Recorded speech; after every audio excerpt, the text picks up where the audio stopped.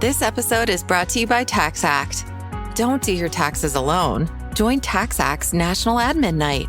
Admin nights are social gatherings for getting through your to-do list. So get ready for a night of fun, finding deductions, and filing taxes with TaxAct, where you can file your federal and state return for just $49 through April 8. Let's get together and get them over with. Visit taxact.com/admin-night for details.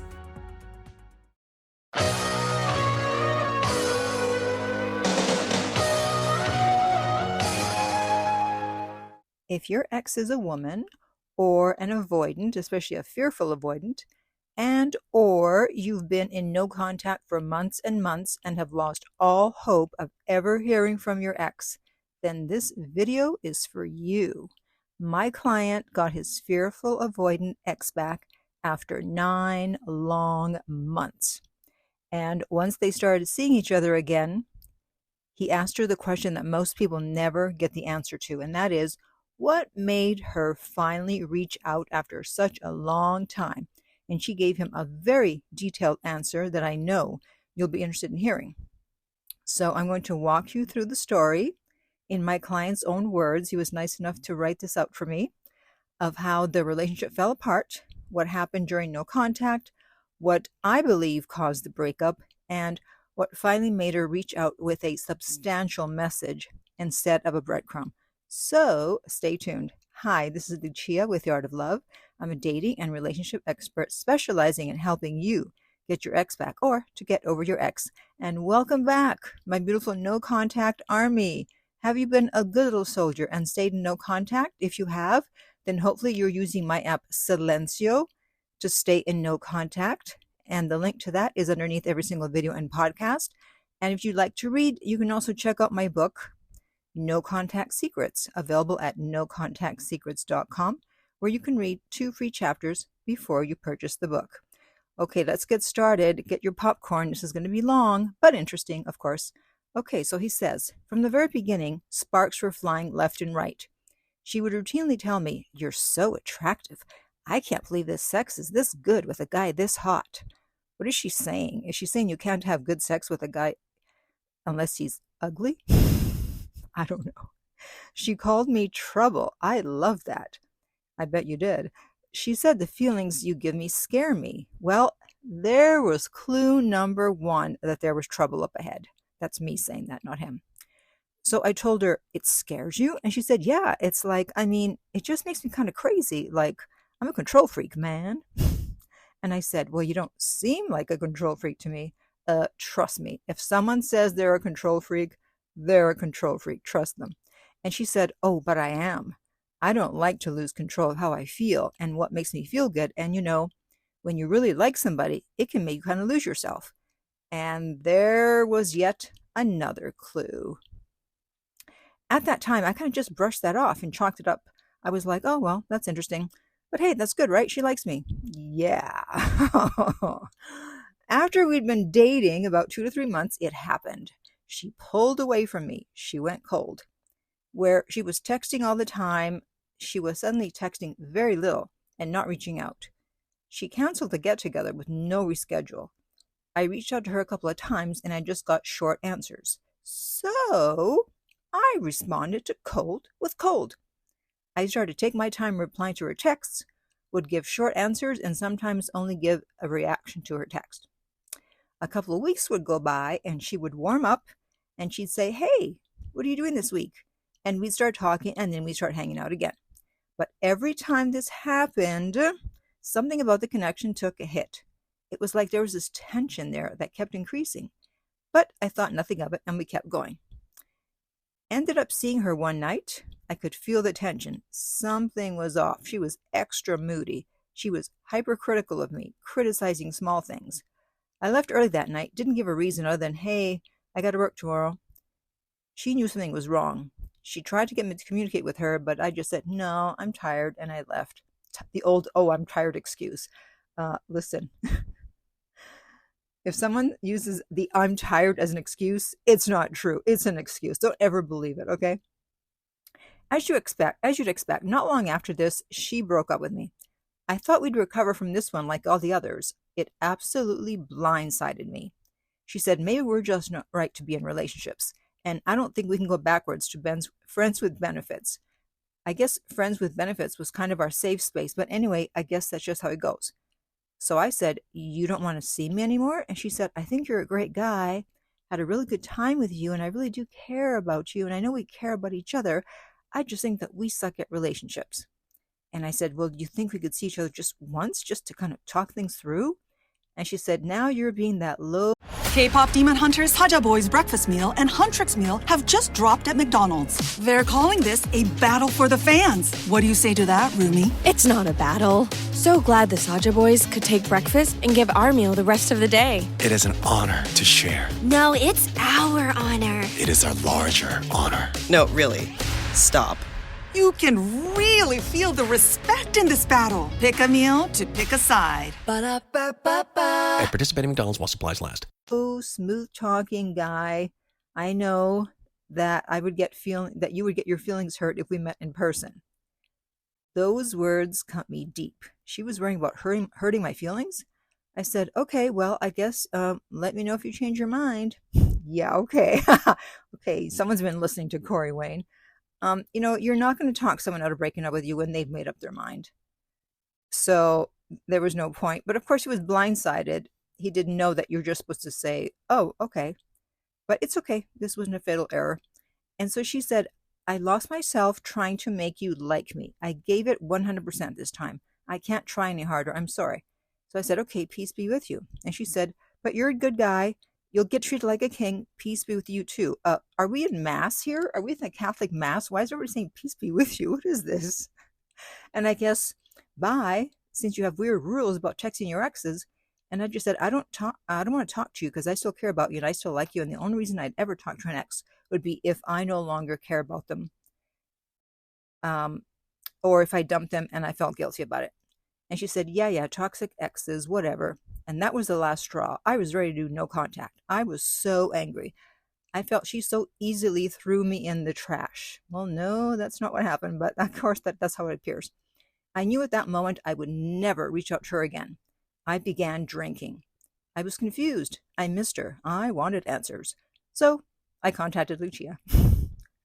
I received some valuable insight, but the main insight was, of course, no contact and that my ex was very likely an avoidant. So then he talks about the fact that there was a shooting in her building, and there's a friend of his, a mutual friend, that lives in the building, and so he contacted the friend, but just to find out what happened. But he wanted, of course, to find out what happened with the ex, the ex was okay, but he didn't want to ask, so he just called the friend, and when he found out what happened, he figured the ex was okay. Well, 2 weeks later, the ex contacts him, and the mutual friend's name is Joe, by the way, and she says, she texted him, and she said, so you can text Joe and make sure he's okay? Well, when she said that, that was actually a test, and it was a bid for attention, and it was a sign that she still cared. Okay, that's why she said that. And he answered with, well, I already knew Joe was okay. I hope you're doing well. She left a thumbs up emoji to that message. Yeah, she wasn't happy. I wanted so much to tell her. I called Joe to make sure you were okay. I had to fight myself not to text that. That was the right move. Luckily, you didn't do it. 45 days later, she sent me a message and a picture saying, I had to share this with you. Hope you're doing well. And I thought to myself, what is this? What's the so it's okay to text Joe? And now she's texting this. So I guess you're going to forget all about that. So I left it on read. And it was actually the best feeling ever. 23 days after that, I was really starting to feel good. And I thought, you know what? I'm actually moving on. And then she reached out to wish me a happy birthday. And I said, thank you. At this point, I was thinking, okay, well, eventually she's going to get vulnerable with me. Nope. Silence, pure silence. 3 months of nothing. The feeling I had of, hey, she'll be back, I'm sure of it, was starting to diminish. Yeah, well, silence can do that to you because there's an information gap. You have no idea what's going on. So I noticed the pit in my stomach starting to grow. I started to feel I truly started to feel grief and loss. I think I'd come to expect those breadcrumbs, and when they didn't come in that 3-month period, I began to feel some real pain. I was like, yo, I'm supposed to be feeling good right now. I'm supposed to be moving on around this time. I'm supposed to be dating other women and enjoying it, but I'm not. One day I went to work and I saw my ex sitting on the beach. He works at the beach, by the way. And she looked back at my truck as I drove by. And then she sent me a wave emoji. An hour later, I sent back a wave emoji also. And she sent me a picture of her and Joe, the mutual friend, at the pool.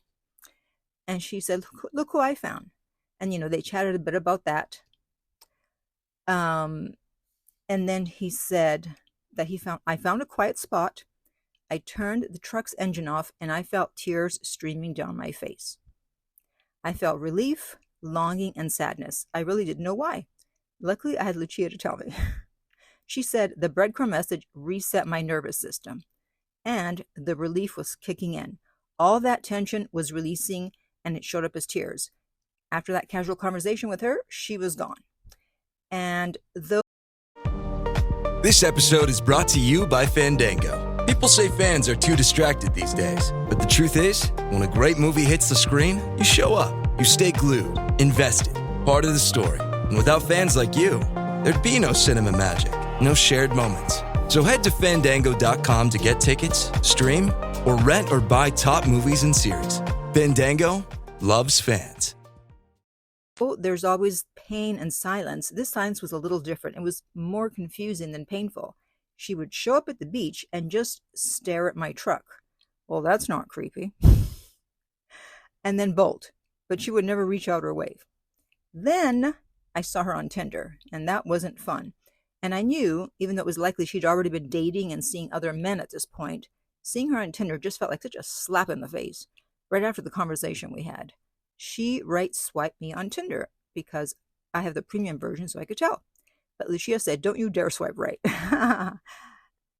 If you do that, she'll get the relief of knowing that you're still interested without having to put any real effort forward. So I was a good little soldier and I did not swipe right. A couple of weeks later, I realized nearly 7 months had gone by, and it was just too much time that had been devoted to this. And Lucia said, hey, I don't think this is healthy. It's been 7 months. And he said, I don't think this is healthy. It's been 7 months. I feel like my heart is still waiting.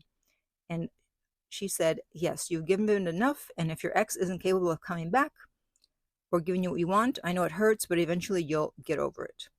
Well, somehow I started getting over my ex. And then, dun, dun, dun, dun, I got a text message. Of course, that's always how it goes, right? You start moving on and suddenly it was my ex. Happy holiday, Santa. Exactly 3 months of no contact had gone by, and she was sending me a holiday wish. I said, I hope you have a good holiday too. Thank you. She sent me a picture of her with her dogs, and she said, just merry little elves over here. I hearted the message, and then she said, do you want to come over one night? And I said, yeah, that could be nice. I told him that he could say that. And she said, yeah, you got to come and check out these Christmas decorations. I told Lucia, girl, I hope you know what you're doing, because this is just completely not where I thought this was going. I thought that I had to, not go over there. So you just want me to go over there? And she said, yes, you're just going to go over there. Yeah, because my advice isn't one size fits all. That was a significant message. So of course he had to go. Well, when I went over there, and shortly after getting inside, she said, hey, can I have a hug? I said, sure. And we hugged and we fooled around a bit. So slowly but surely, we started seeing each other again. A few months later, after we settled in a bit more, I asked her, because this is the part I know everyone is interested in. So, what was it that made you reach out to me after all that time? And I told them to ask that for all of you listening. And I told them to use that exact phrase. And she said, I had to shoot my shot. I figured very likely you had a girlfriend, or you just weren't going to respond to me if I did nothing. I would wonder if I could have done something. I was scared of getting rejected by you, but I couldn't live without you knowing that maybe there was something I could have done, but I felt that you were not coming back to me on your own. Yeah, that's the power of no contact. They always think at some point you're going to reach out, you're going to chase, and at some point they realize, I guess he's not going to reach out, and I don't want to lose him. So she said, I've only gone back to 2 other exes in my life, and both of them ended horribly, very quickly. and it just increased the suffering for everyone involved. But this is the first time that I've come back on my own, and it's also the first time the connection somehow just seems untouched. I hated that you wouldn't talk to me. I told myself that you didn't care. I still felt like that wasn't true, though. I couldn't get you out of my head.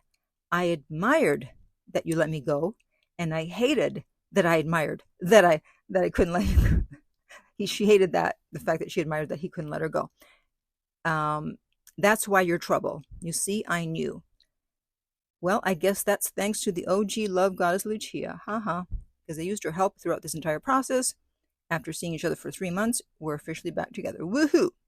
So, what likely happened here is that she got emotionally activated very early, and instead of feeling safe inside of that connection, she started to feel out of control, as usually happens with fearful avoidance. So she basically told him that herself at the beginning when she said the feelings scared her, she was a control freak, and that liking someone can make you lose yourself. So that wasn't just flirtation, that was a preview of coming attractions. She felt a lot, and instead of relaxing into it, she started to manage it. So when she got overwhelmed, she pulled away.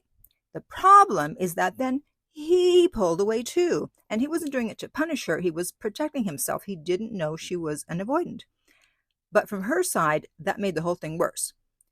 So now she's the one who created the distance, so she started the fire.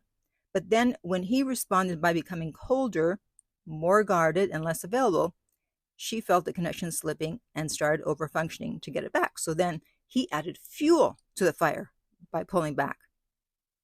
So she'd warm up again, reach out again, re-engage, and restore closeness. And then once the closeness is back, she would get overwhelmed again, pull away again, and we're off to the races. We're in that cycle, we're in that loop. So that becomes exhausting, obviously, because every round damages the bond a bit more. It creates tension, insecurity, and resentment on both sides. He starts feeling confused and guarded because she's inconsistent. As I said, he didn't know at the time that she was a fearful avoidant, and also that pulling away was going to make things worse. And she started feeling like she's the one trying harder, managing the emotional temperature, and chasing the connection back to life after she destabilizes it. And that's why she said, I lost myself trying to make you like me. That doesn't sound like someone who just lost interest. It sounds like someone who felt herself over-functioning, overextending, and then eventually emotionally unraveling. So she didn't break up with him because she felt nothing. She broke up with it because the relationship had become too dysregulating for her. She was feeling too much and then pulling away and then panicking. And then he would pull away too, and then working too hard to restore closeness, and then resenting how much effort she had to put in, and eventually she hit a wall. So the breakup was less about a lack of care and more about emotional overload. She couldn't tolerate what the dynamic was doing to her, so instead of fixing it, she ended it.